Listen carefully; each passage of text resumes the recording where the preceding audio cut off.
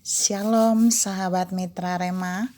Hari ini tanggal 14 Oktober 2021, kita akan sama-sama mendengarkan firman Tuhan yang terambil dari Injil Markus 5 ayat 25 sampai ayat 26 yang berkata demikian. Adalah di situ seorang perempuan yang sudah 12 tahun lamanya menderita pendarahan. Ia telah berulang-ulang diobati oleh berbagai tabib, sehingga telah dihabiskannya semua yang ada padanya. Namun sama sekali tidak ada faedahnya, malah sebaliknya keadaannya makin memburuk. Demikianlah firman Tuhan, dan firman ini akan sama-sama saudara dan saya renungkan di hari ini yang saya beri judul Setelah Menemukan Jalan Buntu. Saudara yang saya kasihi dalam Tuhan Yesus Kristus, cerita tadi, 2 ayat itu sebenarnya berbicara tentang kisah perempuan yang menderita sakit pendarahan selama 12 tahun. Dan kalau kita baca seluruh perikop di situ, perempuan ini menemukan beberapa kali jalan buntu, dan ini yang mau saya share. Dan setelah dia menemukan jalan buntu, ada sesuatu yang terjadi. Kita lihat dulu. Ada beberapa jalan buntu yang ditemukan oleh perempuan ini kurang lebih selama 12 tahun untuk mengalami penyembuhan kesehatannya dari pendarahan. Yang pertama, Alkitab berkata bahwa segala yang sudah dilakukan oleh perempuan itu ternyata tetap menemukan jalan buntu. Jadi poin 1 saya katakan, seluruh usahanya tetap tidak membuat jalan buntu itu menjadi jalan penuh mujizat. Jadi dia sudah usaha apapun, Alkitab bilang semua yang dia usahakan, semua jalan sudah dia usahakan, tapi tetap pendarahannya tidak berhenti. Dia tetap masih berhadapan dengan jalan buntu untuk menemukan kesembuhan. Yang kedua, Alkitab berkata dia sudah memakai tabib untuk mengobatinya. Jadi tabib dengan menggunakan obat.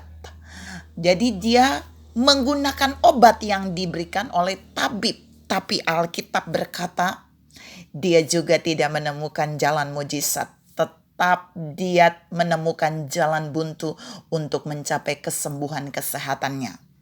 Yang ketiga, dia bukan saja mendapatkan obat dari tabib, tapi Alkitab mencatat dia sudah berulang-ulang ke berbagai tabib. Artinya bukan satu tabib saja. Seringkali saudara dan saya mengalami satu penyakit yang tidak sembuh, minimal kita pergi ke satu dokter dan kemudian ke dokter yang kedua sudah ada solusi. Paling tidak, paling banyak dokter ketiga. Tapi Alkitab berkata dia berulang-ulang pergi kepada berbagai tabib. Tapi dia juga menemukan jalan buntu untuk kesembuhannya. Saudara yang saya kasihi dalam Tuhan Yesus Kristus, apakah perempuan ini putus asa ketika dia 3 kali menemukan jalan buntu untuk mencapai kesembuhannya? No. Yang keempat, Alkitab berkata perempuan ini sudah menghabiskan segala yang dia miliki. Semua yang dia miliki yang ada padanya udah dihabiskan. Saya hanya kategori ini uang. Jadi dia sudah memakai uang yang cukup banyak. Usaha uangnya ini dia udah pakai supaya mungkin dengan pengorbanan uangnya dia bisa menemukan jalan mujizat bagi kesembuhannya. Tapi Alkitab berkata malah dia dapat jalan lebih buntu. Kenapa? Penyakitnya makin menjadi. Tadi di ayat yang ke-26. Tidak ada faedahnya. Usahanya tidak ada faedah. Dokter yang memberikan obat tidak ada faedah. Semua tabib-tabib tidak ada faedahnya. Bahkan uang yang sudah dia habiskan pun tidak membuat dia menemukan jalan mujizat untuk kesembuhannya. Saudara yang saya kasih dalam Tuhan Yesus Kristus, 4 jalan buntu yang sudah ditemukan oleh perempuan pendarahan selama 12 tahun. Ternyata tidak membuat dia pesimis. Tidak membuat dia putus asa. Tidak membuat dia lari pada jalan-jalan yang tidak benar. Tapi kita mau lihat perempuan ini kemudian mulai memilih jalan yang lain. Karena 4 jalan itu sudah tidak ada solusi bagi kesembuhannya. Markus 5 ayat 28, perempuan ini mulai memilih jalan iman. Uang sudah habis, dokter sudah dia pergi banyak, obat sudah dia minum banyak, usaha sudah dia kerjakan, tetap jalan buntu. Maka dia memilih jalan terakhir adalah jalan iman. Alkitab berkata di Markus 5 ayat 28, dia bilang, asal ku jamah saja jubahnya, aku pasti sembuh. Dia udah gak punya jalan lain. Dia hanya punya jalan iman untuk menjamah jubah Yesus.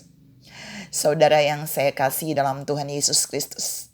Dan waktu dia melangkah sesuai jalan iman itu, dia melewati jalan iman itu, bukan jalan iman itu aja di pikirannya, tapi jalan iman itu dia hidupi, dia menjalaninya untuk pergi dan menjamah Yesus, menjamah jubah Yesus di tengah kerumunan orang yang cukup padat. Dia menerobos dengan jalan iman. Dan Alkitab berkata ketika dia menyentuh jubah Yesus, seketika itu juga berhentilah pendarahannya yang sudah 12 tahun.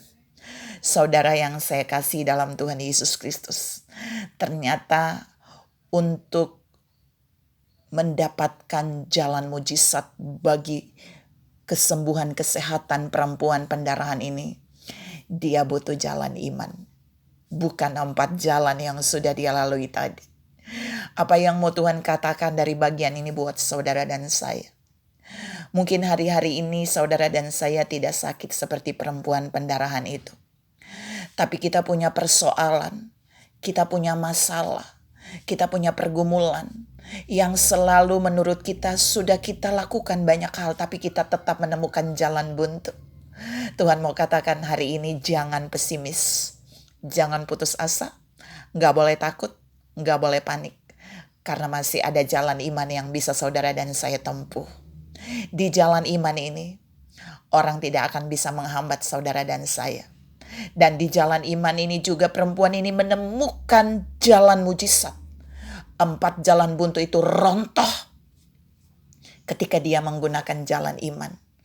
Alkitab berkata seketika itu juga dia sembuh. Saya sebutkan itu jalan mujizat bagi perempuan pendarahan. Mengapa? Karena dia mendapatkan mujizat itu seketika. Yang kedua, karena dia mendapatkan jalan mujizat itu tanpa uang, tanpa menghabiskan apapun, tanpa konsultasi dokter, tanpa resep dokter, tanpa obat. Dia menemukan jalan mujizat bagi kesembuhan ilahi, kesembuhan yang Tuhan berikan untuk sakit pendarahannya selama 12 tahun. Tuhan mau katakan hal yang sama buat saudara dan saya hari ini. Tidak peduli ada berapa banyak jalan buntu yang saudara temukan di dalam hidup ini. Ketika ada masalah, ada persoalan, ada tantangan.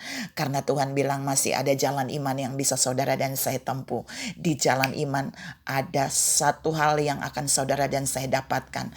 Iman yang kita taruh kepada Yesus tidak akan mengecewakan kita. Karena dia sanggup membuat jalan buntu menjadi jalan mujizat. Dia sanggup membuat jalan yang tidak mungkin menjadi jalan yang mungkin bagi saudara dan saya. Tuhan memberkati saudara berlimpah. Salam menemukan jalan mujizat setelah jalan buntu. Amin.